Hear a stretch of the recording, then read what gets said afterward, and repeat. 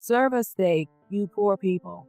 Nancy, my sister-in-law, sneered at the homemade dishes laid out on the table. I was too shocked to speak. How can you expect us to eat this pathetic food? Can't you even serve steak? Are you poor or just stingy? Serve steak already. Mary, her mother, had lovingly prepared the meal for their long-awaited return, but Nancy tossed her fork aside.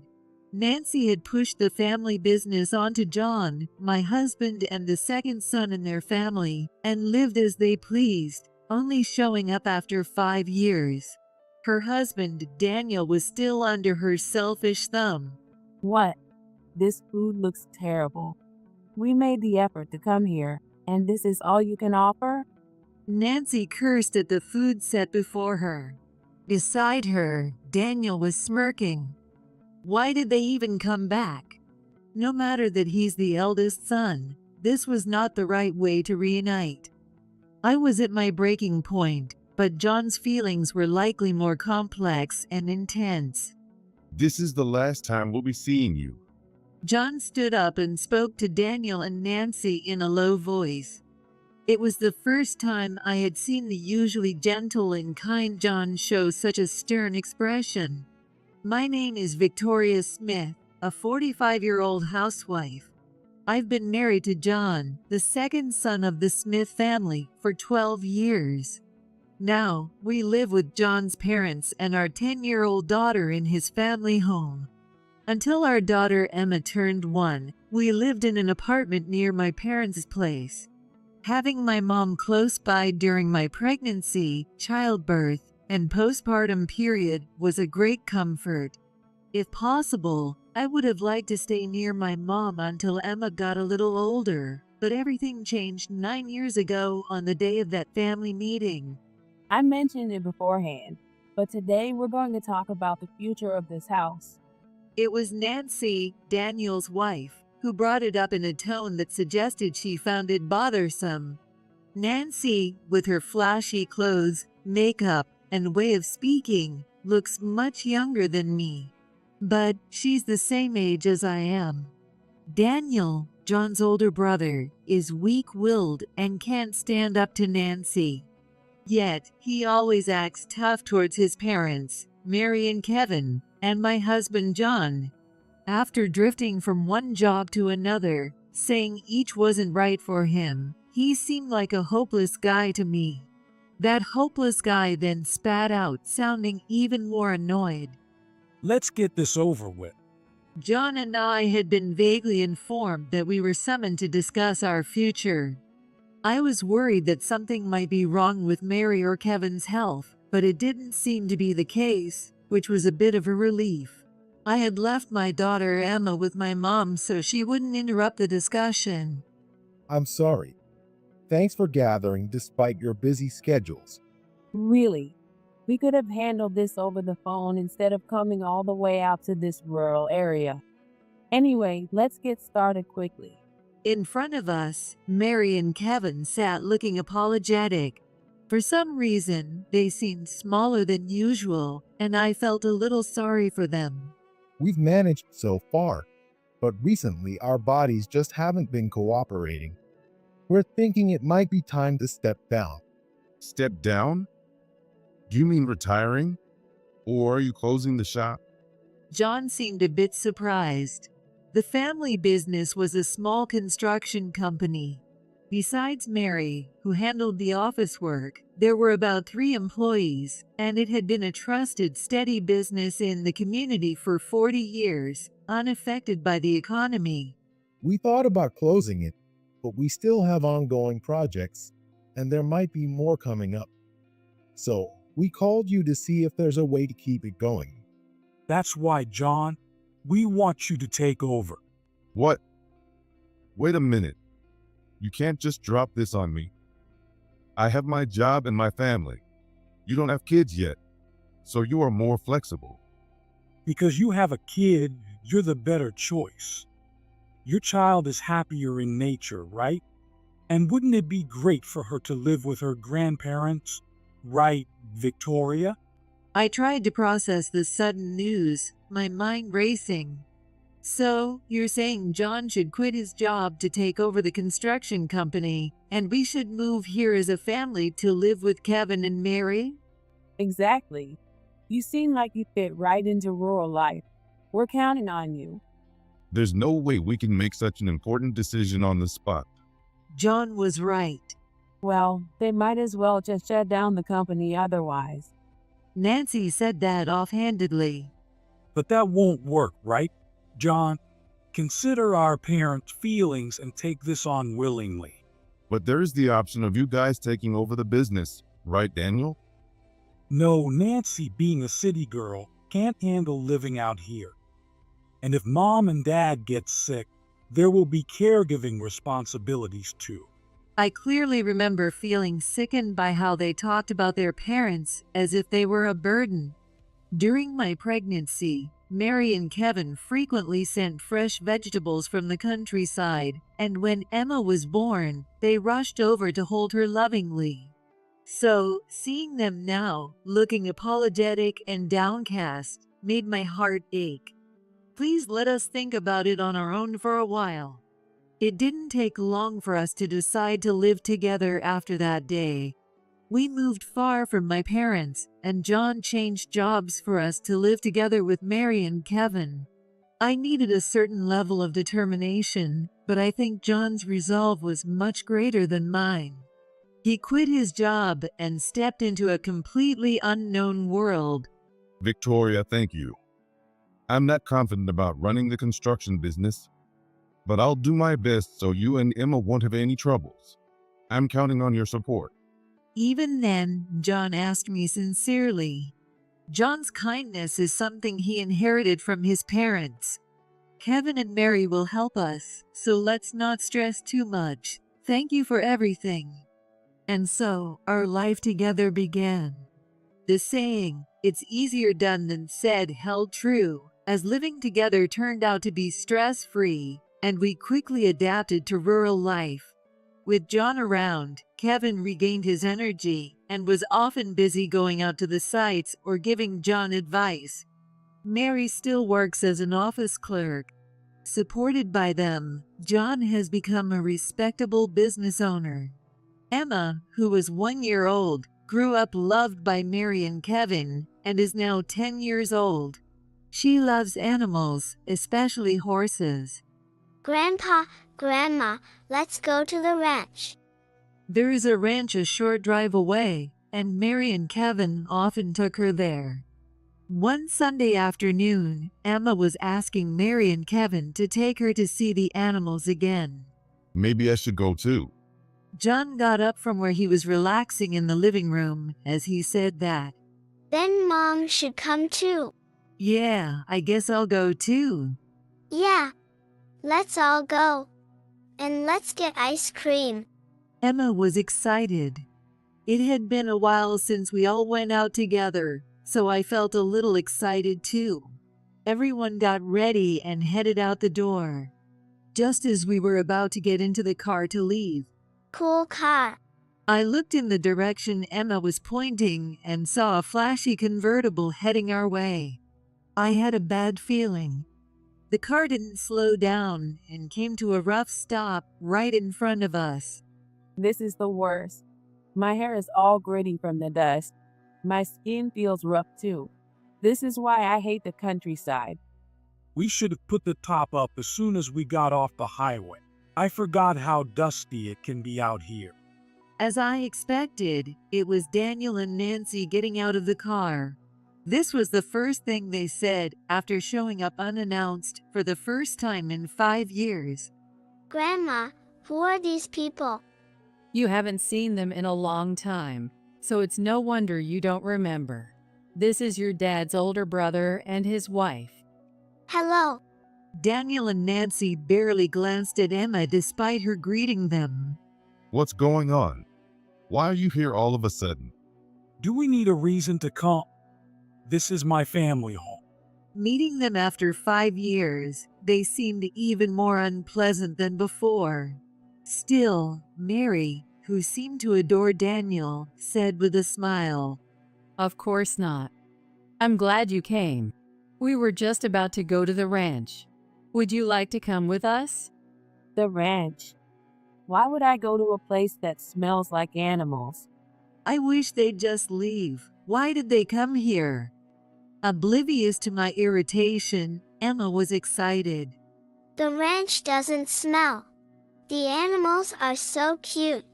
Come with us. Hey, tell this kid something.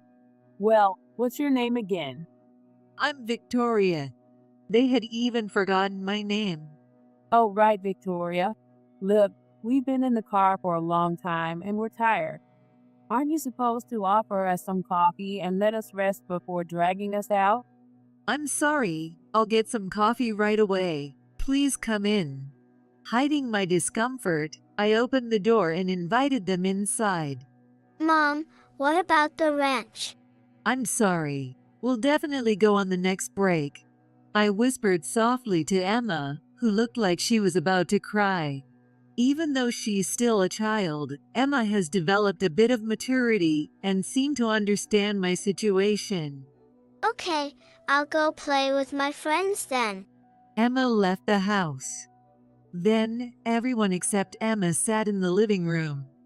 This house hasn't changed at all. Aren't you going to remodel it? You're earning now, right? It seems like things are going well. I like the old design, but eventually we'll need to make some updates. Really? So, you must have saved a lot by now? Not really. And we never know what might happen with the construction business, so we need to keep some savings. We're not struggling, but we're not exactly swimming in money either. Nancy kept glancing at me. You still dress like you shop at discount stores. Her condescending attitude towards me hadn't changed. If you're not struggling, you should spend a little more on fashion. You're probably just saving up and hoarding money, aren't you? It was strange how much they were probing into our finances, especially considering they arrived in an expensive car and were decked out in flashy designer clothes. I could imagine they were living quite comfortably. What on earth are they here for? To brag about their wealthy lifestyle? It was hard to believe they came just to see Mary and Kevin, but it was equally hard to think they came without any purpose. Hey, are you seriously just giving us coffee? We haven't had lunch, you know. The clock showed 3 p.m. Nancy pulled out a cigarette, looking annoyed. I'm sorry, it slipped my mind. I'll prepare something right away. I hurriedly stood up and headed to the kitchen. Mary followed me. Mary, I'll take care of it. You should go talk to them. It's been a while since you've seen them. It had been 5 years since they last saw Daniel and Nancy. Despite their quirks, I'm sure she was happy to see them. It's been a while, so I want to make something for them. It won't be fancy though. Mary's warm smile erased my unpleasant feelings. I hope I can become someone as gracious as her someday. Then I'll be your assistant, Mary. Mary is a genius in the kitchen. She didn't really need an assistant. While I prepared one dish, she skillfully made several delicious dishes with whatever was in the fridge. We carried the dishes and set them on the table. The table was now full of appetizing food. I'm sorry for the wait. It's been a while since you had Mary's cooking, right? Please help yourselves. However, Nancy didn't hide her displeasure and tossed the fork aside. What? This food looks terrible. We made the effort to come here, and this is all you can offer? I couldn't believe my ears. But I calmed myself and asked, "Is there something you don't like?" That's not what I'm saying. Nancy, possibly irritable from hunger, spoke even more harshly. The food might not be fancy, but Mary made it with love. How can she say such things? I was filled with sadness and anger. So, what do you mean? Serve us steak, you poor people. I was too shocked to speak. How can you expect us to eat this pathetic food? Can't you even serve steak? Are you poor or just stingy? Serve steak already. Daniel just watched Nancy's outrageous behavior with a grin. I was at my breaking point.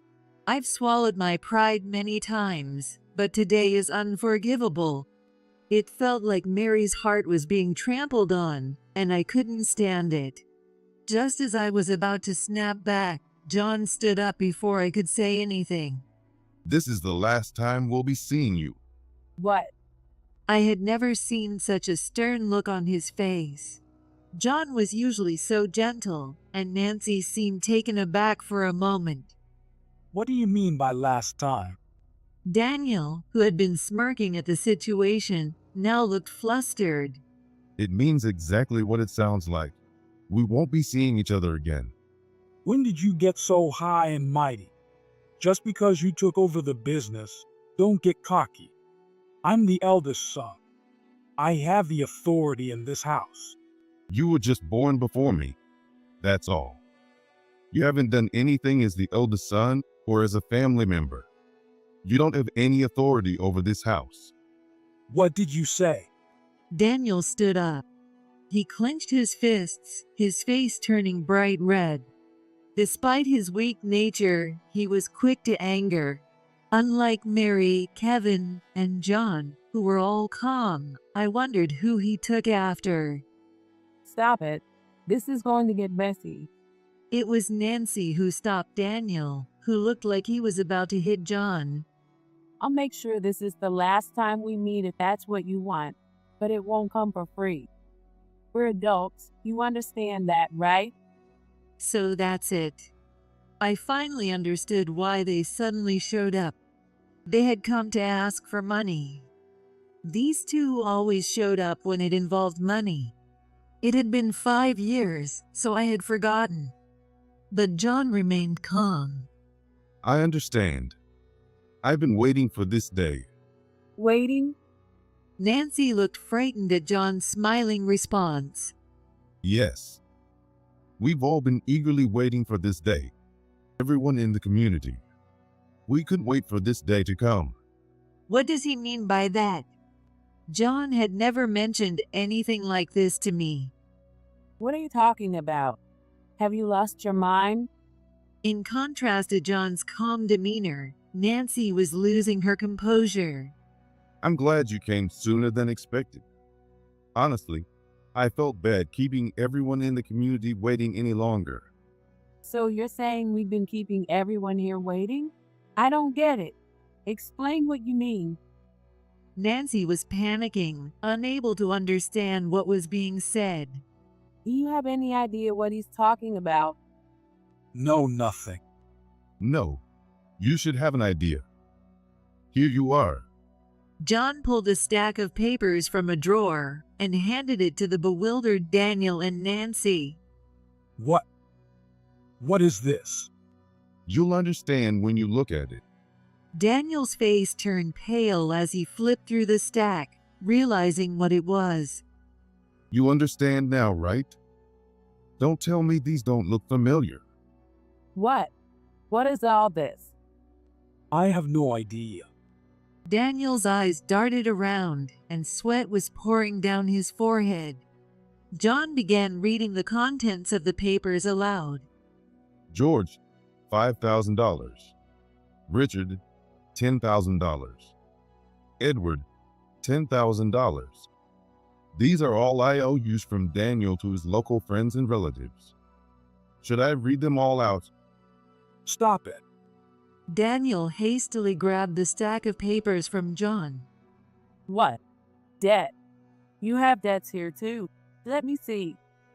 Nancy snatched the stack of papers from Daniel, who had just grabbed them from John, and began examining each one. $5,000, $10,000, $3,000. What is this? What the hell is this? It's all the money Daniel borrowed. The total is over $100,000. What? You've got to be kidding me. Why did you borrow all this money? Did you lie to me? Nancy threw the stack of papers at Daniel. I had no choice. I wanted to see you happy. According to Daniel, he borrowed the money to buy the expensive brands, flashy cars, and a condo that Nancy liked. I bought many things for you, but the loan payments for the car and the condo are tough. And you never cook at home. We always eat out.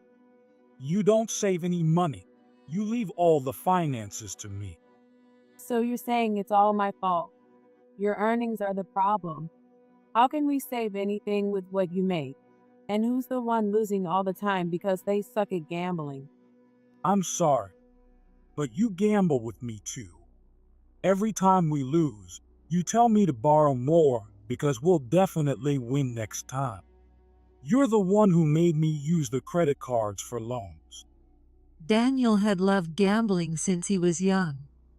Before getting married, Daniel would spend his entire salary on gambling, playing not only on holidays, but also whenever he had free time on weekdays. When he got engaged to Nancy, Daniel was short on funds and promised Mary and Kevin that he would be more serious from then on, so they had helped him out, as John had once told me. Despite this promise, he had continued gambling. Nancy, who married Daniel, also got deeply involved in gambling. They probably came here after racking up significant debt on credit cards, begging for money. Given this, it's no wonder Nancy, with her fiery personality, was so furious when their new debts were uncovered. Why are you racking up debt? You don't even have the income to pay it back. I did it all for you. I wanted to make you happy. Shut up. Stop blaming everything on me. I hadn't been told that Daniel had borrowed money from just about everyone he knew locally. John must have wanted to spare me the worry. I was surprised by this turn of events, but it wasn't surprising that Daniel and Nancy had ended up this way. They had been living beyond their means. Why don't you calm down and have some coffee? When I suggested this, Nancy glared at me. Why are you pretending to be nice? You probably think we deserve this, don't you? It's all your fault for not letting Daniel take over the construction business, so fix it. We're family, aren't we? Nancy's anger was now directed at our family as well. Her accusations were ridiculous and made no sense. Had she forgotten that 9 years ago, she had refused to live in this rural area? Since that day, John had worked tirelessly at a job that was completely new to him. That's why we've come this far. Nancy seemed to calm down a bit after directing her anger at our family. Anyway, you can default on these local debts, but we need to repay the credit card loans. Our assets are also ours, so give us our share right now. Think of it as getting our inheritance early. How could she say such terrible things in front of Mary and Kevin? I was shaking with anger, but John didn't show any reaction. It can't be helped. John replied calmly. Nancy's face lit up. Oh, you're so understanding. As expected of you, John. If you get it, then give us the cash quickly. Then we'll leave and never come back. We won't need anything from this house anymore. All right, I'll give it to you. Victoria, has everyone gathered? John asked me, and I opened the front door to check outside. The local people had already gathered. Please call them in right away. John had asked me to do this right after Daniel and Nancy showed up. The list he gave me had the phone numbers of the people who are now gathered. I had contacted them without knowing the reason. I invited everyone into the yard. I wasn't sure how many people there were, but the large yard was filled with local people. They were all people who had lent money to Daniel and hadn't been repaid. Later, I heard that John knew Daniel and Nancy were drowning in credit card debt and couldn't see a way out. Daniel had listed John and Kevin as contacts without their permission, so they'd been receiving calls from multiple credit card companies. That's why John had anticipated that they would come begging for money soon. Please be patient a little longer. Daniel and Nancy will definitely come back. When they do, I want to repay you in front of them. John went around to each house, asking the locals for their understanding. After taking over from Kevin, John worked earnestly and sincerely, valuing his relationships with people. Everyone trusted him. John and the locals who believed in him had eagerly awaited this day. Unaware, Daniel and Nancy walked right into the situation. For Daniel, it must have been an unexpected turn of events. He couldn't say anything in front of his friends and relatives, and just looked down in embarrassment. No one spoke to Daniel. They only looked at him with disdain. I'm truly sorry for the trouble Daniel has caused you. Thank you for trusting us. As promised, I will repay the money he borrowed right in front of him. John apologized to each person and paid off Daniel's debts. Mary and Kevin, standing next to John, also apologized to everyone. Unable to bear watching, I apologized as well. Stop it. That money is ours, isn't it? Cut it out. Nancy, unable to accept the situation, screamed hysterically beside the elderly Mary and Kevin, who were apologizing. Give it back. Nancy tried to snatch the envelopes full of cash from John's hands. Daniel just stood there, unable to say anything. Be quiet.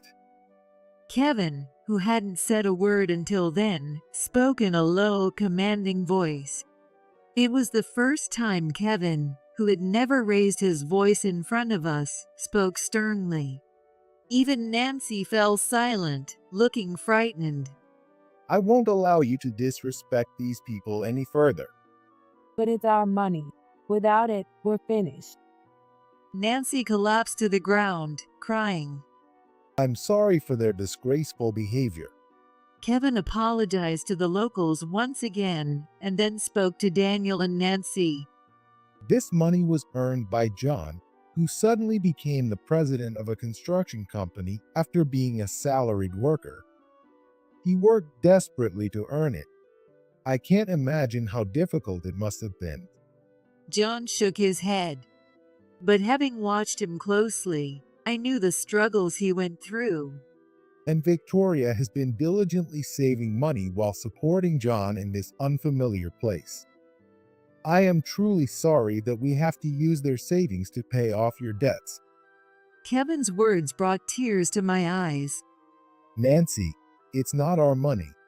You two pushed the construction company onto John and Victoria because you didn't want to live in the countryside, and now you have the nerve to say that. Have you no shame? The two of them couldn't say anything. Daniel placed his hand on Nancy's shoulder. Don't touch me. Nancy angrily shook off his hand and cried out. I wish I had never married you. I could have been much happier without you. No matter who she married, it would have been the same. She enjoyed a flashy lifestyle and the thrill of it, always wanting more money and never having enough. And she blamed someone else, never trying to change herself. Ignoring Nancy's continued crying, John finished repaying everyone who had gathered. Finally, Mary, Kevin, John, and I apologized again. As the locals left, thanking us instead, I was relieved that we hadn't let them down and that it didn't end in betrayal. No one spoke to Nancy or Daniel until the very end. I'm sorry for keeping it from you, and I'm sorry for acting on my own without consulting you. John apologized, but there was no way I could disagree with his actions this time. Once everyone left, a quiet time followed, with only Nancy's sobbing breaking the silence. John was the first to speak. We're no longer family, so don't ever come to our house again. Daniel just stood there in a daze at John's words. This is the last time. So if there's anything you want to take with you, take it all now. I'll dispose of whatever's left of your belongings. I remembered that Daniel's childhood albums and graduation certificates were still in the room upstairs. Thinking about how Mary had carefully preserved them pained me, but when I saw the untouched food left on the table, my feelings quickly turned cold. I don't want them to visit ever again. I want them to take everything and leave no trace behind so that we can't even remember their existence. These people were no longer family. I felt sorry for Mary, but I didn't want them to leave anything behind. Please pack everything into this. Take everything, leaving nothing behind, so you have no reason to come back. Daniel snatched the large bag I handed him and went upstairs. After a while, he came down, dragging his belongings, and silently helped Nancy to her feet, heading toward the door. As she walked, Nancy glanced into the paper bag. She was checking to see if there was anything valuable inside. That was so typical of Nancy. What's the point of taking this stuff back? It's worthless. What are we going to do now? I'll figure something out. Let's just go home. You can't fix this, which is why we came here. What are we going to do? Were they still planning to argue? I didn't care, but I wished they would do it after they left. At 5 p.m., Emma came home.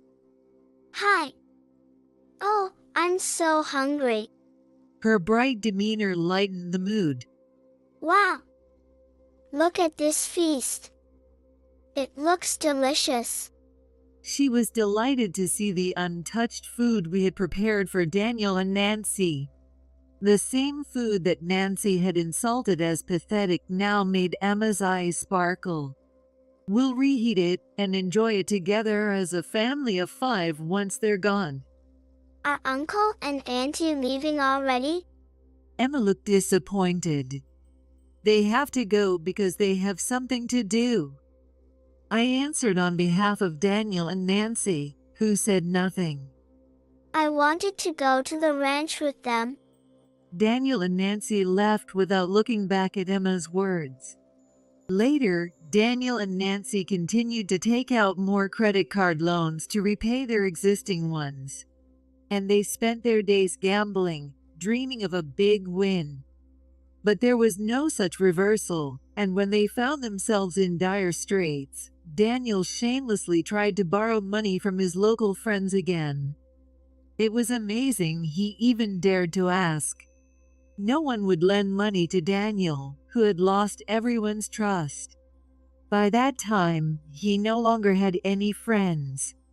With no one to help them, they defaulted on their condo loan and had to give it up.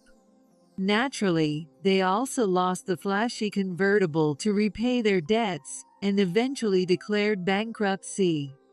We learned they were admitted for addiction treatment when the hospital called us. Unable to pay their hospital bills, the hospital contacted John to request payment. They had listed John as the guarantor. Even at this stage, they were still causing trouble. Of course, John had no obligation to pay.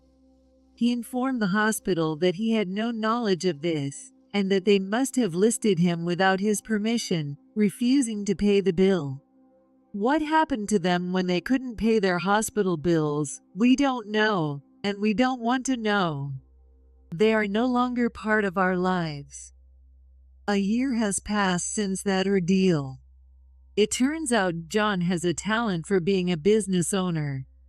The construction company continues to grow. The number of employees has increased, and Kevin, far from retiring, is more enthusiastic than ever. With Mary's help, I've been entrusted with the office work. I was worried about Mary. She had to cut ties with Daniel and Nancy in such a manner. She must be hurt. But thankfully, she seems to be doing well. She helps around the house and occasionally assists me with my work. She complains about having more to do than before, but she seems to enjoy it. Our days are busy, but filled with laughter. Today is a day off, so let's all go out. Yes, Where do you want to go? the ranch. Mary squints her eyes with a smile. Emma really loves animals. All right, I'll quickly make some lunch, so please wait a bit.